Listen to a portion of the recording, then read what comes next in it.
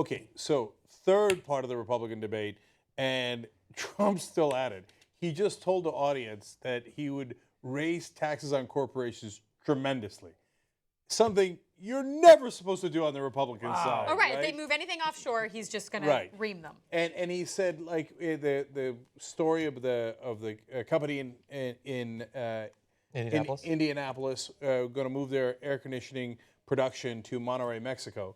And Trump said, no, I'd raise their taxes. Ford, they want to move stuff to Mexico, I'd raise their taxes. You can't do that. And Republican heads are exploding, except he's winning, and I bet he's winning even more afterwards. You know why? Because he's saying, I'm here to protect the American people. And a guy sitting at home, when you think Republican voter, think of a dude sitting at home watching a baseball game. His T-shirt is riding up enough so that you can see his belly button, okay? He's got Pizza some sort of sauce. trucker hat on. Cenk, very poetic. And drinking a beer. And he wants to say to the TV, fuck yeah, right? No, and he wants to go out in his backyard and shoot a gun in the air. Yeah. I mean, it's like that kind of vibe. So now, enough about my brother.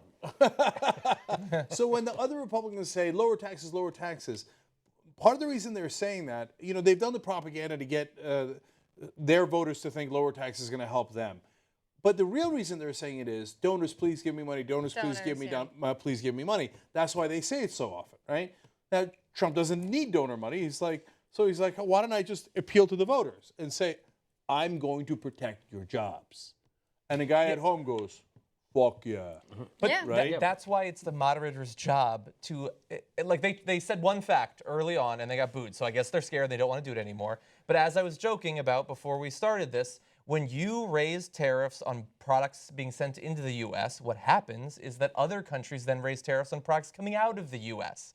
And that's why it doesn't necessarily protect American workers. No, it's an arms race of tariffs. Exactly. No, you tell those fucking Mexicans that I'm going to put a thing, I'm going to get people in the office together and then fuck your air conditioners. Yeah. That's what you do. Commercial.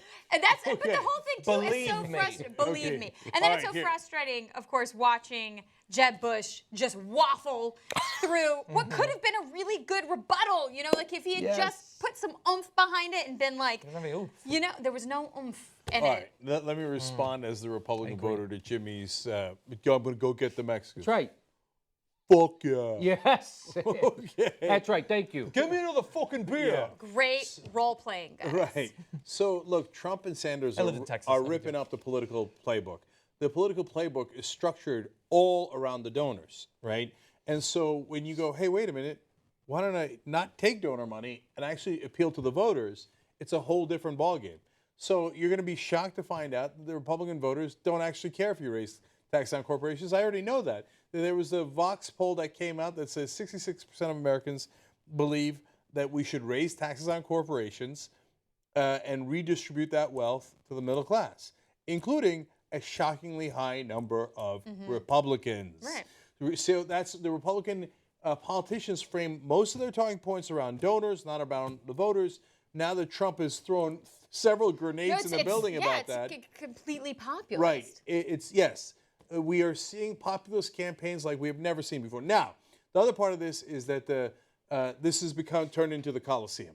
And man, that is a bloodthirsty Republican crowd in there. It is like, and it's gotten out of control. Cruz and Rubio are like, liar, you're lying about amnesty. Cruz pulled out his Spanish. Right.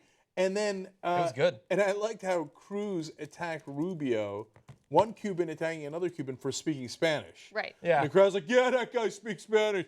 Oh, my Lord. And then he screwed up and spoke Spanish himself. I know, but the crowd's like, foaming at the mouth. They're like, yeah, boo, yeah, right? It's a crazy brawl in there. It's fascinating. It is totally bonkers.